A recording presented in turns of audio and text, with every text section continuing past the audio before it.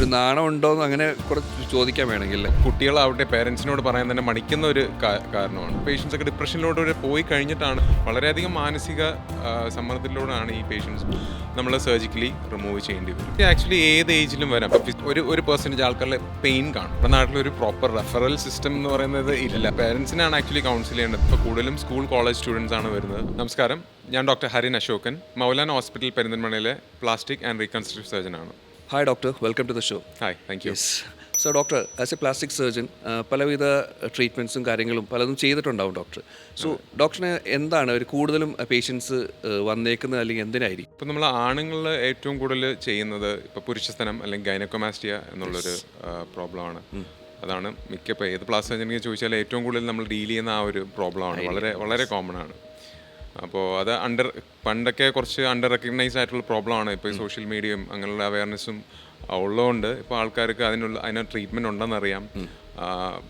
അതിൻ്റെ കറക്റ്റായിട്ടുള്ള സർജൻസിനെ അപ്രോച്ച് ചെയ്യുന്നുണ്ട്. പണ്ട് പലരും റിലക്റ്റൻ്റ് ആയിരുന്നു ഇത് കാണിക്കാനും. എനിക്ക് തോന്നുന്നു കുറച്ചും കൂടിയും ഒരു നാണം ഉണ്ടോയെന്ന് അങ്ങനെ കുറച്ച് ചോദിക്കാൻ വേണമെങ്കിൽ അല്ലേ? അതെ, അതിപ്പോഴും ഉണ്ട്. അതിപ്പോഴും ഇപ്പോൾ ആൾക്കാർ ചെയ്താൽ തന്നെ പുറത്ത് പറയാൻ മടിക്കുന്നുണ്ട്. അപ്പോൾ ഇപ്പോൾ കുട്ടികളാവട്ടെ പേരൻസിനോട് പറയാൻ തന്നെ മടിക്കുന്ന ഒരു കാരണമാണ്. അപ്പോൾ പലപ്പോഴും പേരൻസ് ഒക്കെ നോട്ട് ചെയ്യുമ്പോൾ അവരുടെ സ്റ്റഡീസിലുള്ള ഫോക്കസ് പോകുന്നു. അപ്പോൾ അങ്ങനെയൊക്കെ ഉണ്ട്. ചില പേഷ്യൻസ് ഒക്കെ ഡിപ്രഷനിലോട്ട് പോയി കഴിഞ്ഞിട്ടാണ് അവർ ഇതിനെപ്പറ്റി തുറന്ന് പറയുന്നത്. അപ്പോൾ അതിൻ്റെയൊക്കെ റൂട്ട് കോസ് ഈ ഒരു ലോ സെൽഫ് എസ്റ്റീം, ഈ ഒരു ഗൈനക്കോമാസ്റ്റി അവരെ മാനസികമായി എഫക്ട് ചെയ്യുന്ന ഐ തിങ്ക് അതൊരു പ്യുവർ കോസ്മെറ്റിക് ഇഷ്യൂ അല്ല. It's A functional issue.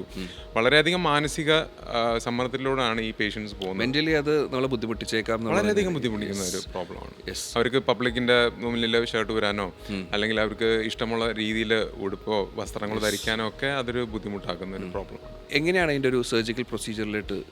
അപ്പോൾ ഇതിൻ്റെ സർജറി പ്രിറ്റി സ്ട്രേറ്റ് ഫോർവേഡ് ആണ്. ഇപ്പോൾ ഇത് ഉണ്ടാവുന്ന കാരണം എന്ന് പറയുന്നത് നമ്മളെ ഈ ബാല്യത്തിൽ നിന്ന് യൗവനത്തിലോട്ട് പോകുമ്പോഴുള്ള ചെറിയ ഹോർമോണൽ ചേഞ്ചസ് കാരണമാണ്. എപ്പോഴും ആ ഒരു അഡോളസെൻ്റ് ഏജിലാണ് ഇത് സ്റ്റാർട്ട് ചെയ്യുന്നത്. അപ്പോൾ ആ ഒരു സമയത്ത് ചെറിയൊരു ഹോർമോണൽ ഇംബാലൻസ്, എസ്ട്രജൻ ടെസ്റ്റോസ്റ്ററോണിൻ്റെ ചെറിയൊരു ഇംബാലൻസ് കാരണം അവിടെ ബ്രസ്റ്റ് ഗ്ലാൻഡ് ഡെവലപ്പ് ചെയ്യുന്നു. അത് ഒരു പെർസെൻറ്റേജ് ആൾക്കാരിൽ വിത്തിൻ 6 months to 1 year താനെ അത് റിസോൾവ് ചെയ്യും. ടെസ്റ്റോസ്റ്ററോൺ റൈസ് ചെയ്യുമ്പോൾ അത് ശരിയാവും. പക്ഷേ മറ്റു ചിലരിൽ അത് കണ്ടിന്യൂ ചെയ്തുകൊണ്ടിരിക്കും. ആ ഒരു ബ്രസ്റ്റ് ഗ്ലാൻഡ് അത് ഫോം ചെയ്താൽ അതൊരിക്കലും പിന്നെ അങ്ങോട്ട് പോവില്ല. ഒരു 2 years ബിയോണ്ട് ആണെങ്കിൽ നമ്മൾ സർജിക്കലി റിമൂവ് ചെയ്യേണ്ടി വരും. അപ്പോൾ അതിങ്ങനെ നമ്മൾ ജിമ്മിൽ പോയതുകൊണ്ടോ ഫാറ്റ് കുറച്ചുകൊണ്ടോ അത് പോകണമെന്നില്ല. കാരണം അതിൻ്റെ ഒരു കോമ്പോസിഷൻ എന്ന് പറയുന്നത് ലേഡീസിൽ ഉണ്ടാകുന്ന ഒരു ഗ്രന്ഥി എന്നുള്ളൊരു ഇതാണ്. അത് ഫാറ്റ് നമുക്ക് അലിയിച്ച് കളയാൻ പറ്റുന്ന രീതിയിലുള്ള ഫാറ്റ് അല്ല. അതുകൊണ്ടാണ് നമ്മൾ സർജിക്കലി അത് റിമൂവ് ചെയ്യേണ്ടി വരുന്നത്. ലൈക്ക് ഒരു ഏജ് എന്ന് പറയുകയാണെങ്കിൽ എങ്ങനെ, ഏത് ഒരു ഏജ് ക്രൈറ്റീരിയ ഉണ്ടോ അതിന്? ഏജ് ക്രൈറ്റീരിയ എന്നുള്ളില്ല. ഗൈനക്കോമാസ്റ്റി ആക്ച്വലി ഏത് ഏജിലും വരാം. ഇപ്പോൾ ഫിസിയോളജിക്കൽ ഗൈനക്കോമാസ്റ്റി നമ്മൾ പറയുകയാണെങ്കിൽ ഇൻഫൻസിയിൽ ചെറിയ കുട്ടികൾ ജനിച്ച ഉടനെ അവിടെ ബ്രസ്റ്റിൻ്റെ ബഡ്, അത് മദറിൻ്റെ വയറ്റിലുണ്ടാകുന്ന കുറച്ച് എസ്ട്രജൻ്റെ എഫക്റ്റ് കാരണം വരുന്നൊരു പ്രോളിഫറേഷനാണ്. ആ ഒരു ഇൻഫൻസി അതൊരു മിക്കവാറും ഒരു 3 months സാധാരണമായി റിസോൾവ് ചെയ്യും. പിന്നെ വരുന്നത് ഈ ബാല്യത്തിൽ യൗവനത്തിലുള്ള ഹോർമോണൽ സർജ് ഒരു 12 to 14 years ആ ഒരു ഏജ് ഗ്രൂപ്പിലാണ് പിന്നെ വരുന്നത്. പിന്നെ തേർഡ് ഒരു ഫിസിയോളജിക്കൽ സ്റ്റേജ് എന്ന് പറയുന്ന ഒരു 50 years 55 years കഴിയുമ്പോഴാണ്. അപ്പോൾ നാച്ചുറലി നമ്മൾ ടെസ്റ്റീസിന് ടെസ്റ്റോസ്റ്ററോൺ പ്രൊഡക്ഷൻ കുറയുമ്പോൾ ആ ഒരു കാരണം കൊണ്ട് വരുന്ന ഒരു റീസണാണ്. ഇതുകൂടാതെ പലതരം പത്തോളജിക്കൽ കോസസ് ഉണ്ട് ഗൈനക്കോമാസ്റ്റിക്കിൽ. അതിലോട്ട് ഞാൻ ഇപ്പോൾ പോകുന്നില്ല. അതിപ്പോൾ പലതരം ഡ്രഗ്സ് കോസ് ചെയ്യാം. ഇപ്പോൾ നമ്മൾ റീക്രിയേഷനിൽ യൂസ് ചെയ്യുന്ന മെഡിസിൻസ് ചിലത് കോസ് ചെയ്യാം, ലൈക്ക് കനാബിസ്, ആംഫെറ്റമിൻസ്. അതുപോലെ തന്നെ ലിവർ ഫെയിലിയർ, റീനൽ ഫെയിലിയർ ഒക്കെ വരാം. അതുപോലെ തന്നെ വളരെ റെയറായിട്ടുള്ള ഒരു കാരണമാണ് മെയിൽ ബ്രസ്റ്റ് ക്യാൻസർ എന്നുള്ളൊരു എൻറ്റിറ്റി ഉണ്ട്. അപ്പോൾ അതൊക്കെ വളരെ റെയറായിട്ടുള്ള കോസസ് ആണ്. ഇപ്പോൾ ഡോക്ടർ ഈ ബ്രസ്റ്റ് ക്യാൻസറിനെ കുറിച്ച് പറഞ്ഞപ്പോൾ നമുക്ക് ചിലവരെല്ലാം അതൊരു സ്വെല്ലിംഗ് ആയിട്ടോ കാര്യങ്ങളൊക്കെ ആയിട്ട് കാണിക്കും. മേ ബി അത് ഈ പലതും വേർതിരിച്ചറിയാൻ പറ്റാതെ വരാറുണ്ട്. ചിലത് ഈ മുഴകൾ പോലെയൊക്കെ വരുമ്പോൾ ചിലവർക്ക് അത് പെയിൻലെസ് ആയിരിക്കാം. അപ്പോൾ അത് ഇതാണ്. പക്ഷേ ഇതും തമ്മിൽ എങ്ങനെ വേർതിരിച്ചറിയാൻ പറ്റും? അല്ലെങ്കിൽ ഗൈനക്കോമാസ്റ്റി, ഈ ഫിസിയോളജിക്കൽ ഗൈനക്കോമാസ്റ്റിയിൽ ഒരു പെർസെൻറ്റേജ് ആൾക്കാരിൽ പെയിൻ കാണും. അപ്പോൾ ഈ ക്യാൻസർ എന്ന് പറയുന്നത് യൂഷ്വലി പെയിൻലെസ് ആയി. പിന്നെ അതുപോലെ തന്നെ നമുക്ക് പാൽപേറ്റ് ചെയ്യുമ്പോൾ നമുക്കറിയാം ഇത് ഈ ഫിസിയോളജിക്കൽ ഗൈനക്കോമാസ്റ്റി കുറച്ച് ടെൻഡർ ആയിരിക്കും. അതിൻ്റെ ഒരു ഫേം ടു ആ ഒരു കൺസിസ്റ്റൻസി ആയിരിക്കും. പക്ഷേ ഈ ക്യാൻസർ എന്ന് പറയുമ്പോൾ ഹാർഡായിട്ടുള്ള ലംസ് ആയിരിക്കും.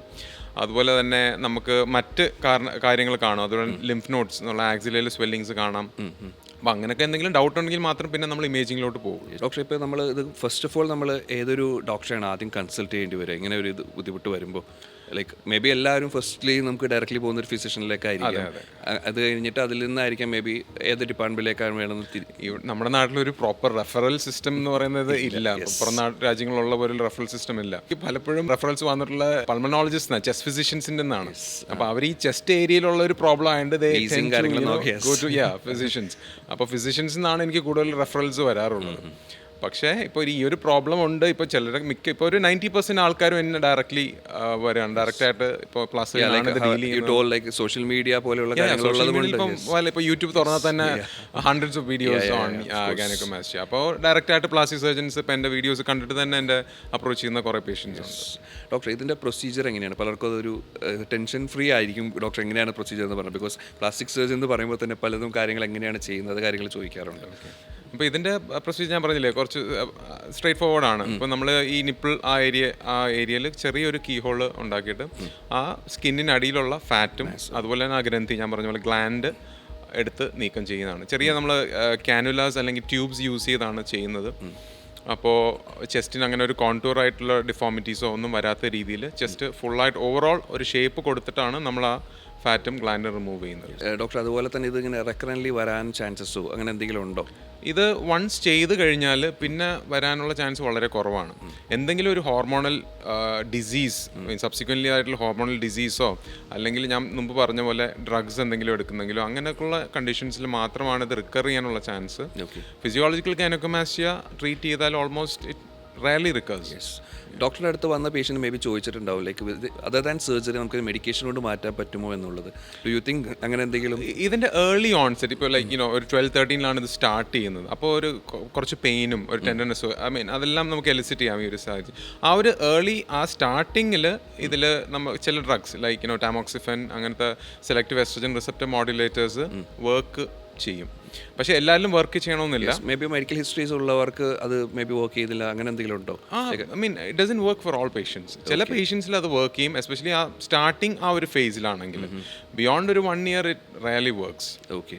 സോ ലൈക്ക് ഈ ഒരു പ്രൊസീജിയർ ചെയ്യുമ്പോൾ എന്തൊക്കെ ഡിഫിക്കൽറ്റിയാണ് ഡോക്ടറിന് ഫേസ് ചെയ്യേണ്ടി വന്നിട്ടുള്ളത്? ലൈക്ക് ടു ദ പേഷ്യൻറ്റ്, ചില പേഷ്യൻസ് നമ്മൾ കൺവിൻസ് ചെയ്യാനോ അല്ലെങ്കിൽ ചില പേഷ്യൻസ് മേ ബി റിലക്റ്റൻ്റ് ആയിരിക്കുമല്ലോ. അപ്പോൾ അല്ല, മിക്കവർക്കുള്ള ഒരു പ്രോബ്ലം എന്ന് പറഞ്ഞാൽ കൂടുതലും ഈ ഒരു ഞാൻ പറഞ്ഞില്ലേ ഒരു 12 to 18 years എന്നാണ് ആ ഒരു ഗ്രൂപ്പ് പേഷ്യൻസ് ആണ്. പക്ഷേ ഇപ്പോൾ അങ്ങനെയൊന്നുമില്ല. ഞാൻ റീസെൻ്റ്ലി ഒരു 9-year-old വരെ ഓപ്പറേറ്റ് ചെയ്തു. Because he was very insistent. ഞാൻ ഇത് ചെയ്യാതെ സ്കൂളിൽ പോവില്ല എന്നുള്ളൊരു രീതിയിൽ പേരൻസുമായിട്ട് വന്നു. അപ്പോൾ പേരൻസിന് ഇതിപ്പോൾ ഒരു ചെറിയ പ്രോബ്ലം അല്ലേ, ഇതിനിപ്പോൾ ഇത് ചെയ്യേണ്ടതുണ്ടോ അങ്ങനെയൊക്കെ ഉള്ള ഡൗട്ട്സ് ആണ്. അപ്പോൾ പിന്നെ നമ്മൾ പലപ്പോഴും കൗൺസിൽ ചെയ്യാൻ പേരൻസിനാണ് ആക്ച്വലി കൗൺസിൽ ചെയ്യേണ്ടത്. ബിക്കോസ് ഇത് മാനസികപരമായി അവരെ വളരെയധികം ബാധിക്കുന്നുണ്ടാവും. അത് നമുക്ക് അവരുടെ ഒരു മൈൻഡ് സെറ്റിൽ വന്നാലേ നമുക്കത് മനസ്സിലാവും. അപ്പോൾ ആ ഒരു രീതിയിൽ നിന്ന് ചിന്തിക്കുമ്പോൾ ഇറ്റ് മൈറ്റ് ബി വാറണ്ടഡ്. അപ്പോൾ അവർക്ക് അതൊരു ചെറിയ കാര്യമായിരിക്കാം, പക്ഷേ ആ കുട്ടിക്ക് അതൊരു വലിയ രീതിയിൽ അവരെ അഫക്റ്റ് ചെയ്യുന്ന ഒരു പ്രോബ്ലമാണ്. യെസ്. ടു ദാറ്റ് ഡോക്ടറുടെ ഒരു ചലഞ്ചിങ് ആയിട്ടുള്ളൊരു കേസ് എന്തെങ്കിലും പറഞ്ഞു കഴിഞ്ഞാൽ എങ്ങനെയായിരിക്കും ഒരു കേസ് വന്നിരിക്കുന്നത് മൗലാനയിൽ? ചാലഞ്ചിങ് എന്ന് പറഞ്ഞാൽ ഇതിന് പല ഗ്രേഡ്സ് ഉണ്ട്. ഇപ്പോൾ ഗൈനക്കോമാസ്റ്റിയ തന്നെ like grade 1 to grade 3 and ചില കേസസിൽ നമുക്ക് കുറേ സ്കിൻ എക്സസസ് കാണും. അപ്പോൾ ഇതിൻ്റെ യൂഷ്വൽ ട്രീറ്റ്മെൻറ്റ് രീതി എന്ന് പറഞ്ഞാൽ നമ്മൾ അതിൻ്റെ സ്കിന്നിനടിയിലുള്ള ഗ്ലാൻഡും ഫാറ്റും നീക്കം ചെയ്ത് കഴിഞ്ഞ് ഈ സ്കിൻ പതുക്കെ ചുരുങ്ങി വരും. അത് നമ്മൾ അതിനെതിരായി കുറച്ച് കംപ്രഷൻ ഗാർമെൻറ്റ്സ് പോസ്റ്റ് ഓപ്പറേറ്റീവ് കൊടുക്കുന്നതാണ്. അപ്പോൾ അത് കഴിഞ്ഞ് സ്കിൻ ഒരുവിധം ചുരുങ്ങി വരും. അത് ഡിപ്പെൻഡ്സ് ഓൺ ടൈം. ചിലർക്ക് അടുത്ത ദിവസം തന്നെ നല്ല രീതിയിൽ സ്കിൻ ചുരുങ്ങി വരും. ചിലർക്ക് ഒരു മേ ടേക്ക് ഒരു 2-3 months. പക്ഷേ വലിയ രീതിയിൽ സ്കിൻ എക്സസ് ഒരു grade 3 ഒക്കെ ഉള്ള പേഷ്യൻസ് ആണെങ്കിൽ കുറച്ച് ടൈം എടുക്കും. ആൻഡ് നമ്മൾ എത്രയൊക്കെ നല്ലോണം ചെയ്താലും ചിലപ്പോൾ ഒരു ചെറിയൊരു റെസിഡ്യുവൽ ആ ഒരു സ്കിൻ ഒരു ചെറിയൊരു ലാക്സിറ്റി കാണാം. ലൈക്ക് ഇപ്പോൾ ഗ്രേഡ് വെച്ച് പറയുകയാണെന്നുണ്ടെങ്കിൽ റെക്കറൻസിൽ അങ്ങനെ എന്തെങ്കിലും ഇതുണ്ടോ? grade 3 വന്നു കഴിഞ്ഞാൽ അങ്ങനെ റെക്കറൻസ് കൂടുക അങ്ങനെ എന്തെങ്കിലും? അങ്ങനൊന്നുമില്ല. നമ്മൾ ആ ഗ്ലാൻഡുലർ എലമെന്റ് ഫുള്ളി റിമൂവ് ചെയ്യുകയാണെങ്കിൽ പിന്നെ അത് റെക്കറിൻ്റെ കാര്യമില്ല. പിന്നെ ഒരു രീതി റെക്കറൻസ് എന്ന് പറയാൻ പറ്റില്ല. ഇപ്പോൾ ഈ പേഷ്യൻ്റ് ഇപ്പോൾ നമ്മൾ ഗൈനക്കോമാസ്റ്റി ചെയ്തൊരു പേഷ്യൻറ്റ് ഇപ്പോൾ ഒരു എക്സാമ്പിൾ പറയുകയാണെങ്കിൽ ഒരു 60 kg ആണ്. അയാൾ പിന്നെ പോയി ഒരു വെയിറ്റ് കൂടി ഒരു 80-90 kgs ആവുകയാണെങ്കിൽ ശരീരത്തിൽ എല്ലായിടത്തും ഫാറ്റ് ഡെപ്പോസിറ്റ് ചെയ്യുന്ന പോലെ ചെസ്റ്റിലും ഫാറ്റ് ഡെപ്പോസിറ്റ് ചെയ്യും. പക്ഷേ ദർ ഇസ് എ ഡിഫറൻസ്. ആ ഒരു സാധനം ഇപ്പോൾ 90 kgs തിരിച്ച് 60 kg ആകുമ്പോൾ ആ ചെസ്റ്റിൽ നിന്ന് ആ ഒരു ഫാറ്റ് മൊബിലൈസ് ചെയ്ത് പോകും. പഴയ ഒരു സ്റ്റേറ്റിലോട്ട് ഒരിക്കലും വരില്ല. ഇത് വന്നു കഴിഞ്ഞാൽ പലരും കോമൺ മാൻ ക്വസ്റ്റ്യൻ പോലെ ചോദിക്കുകയാണ്. ലൈക്ക് പലർക്കും പറയുന്നുണ്ടാവും കൂടുതൽ നമുക്ക് ഈ എക്സസൈസ് ചെയ്താൽ മതി അല്ലെങ്കിൽ ജിമ്മിൽ പോയി കഴിഞ്ഞാൽ അത് കുറയും ഡു യു തിങ്ക് അങ്ങനെ ഒരു ഇത് കൊണ്ട് അതൊരു തെറ്റിദ്ധാരണയാണ്. ബിക്കോസ് ഞാൻ പറഞ്ഞില്ലേ, ഇത് ഫാറ്റ് മാത്രമല്ല. ഫാറ്റ് മാത്രമാണെങ്കിൽ നമ്മുടെ ശരീരത്തിന് മൊബിലൈസ് ചെയ്യാൻ പറ്റും.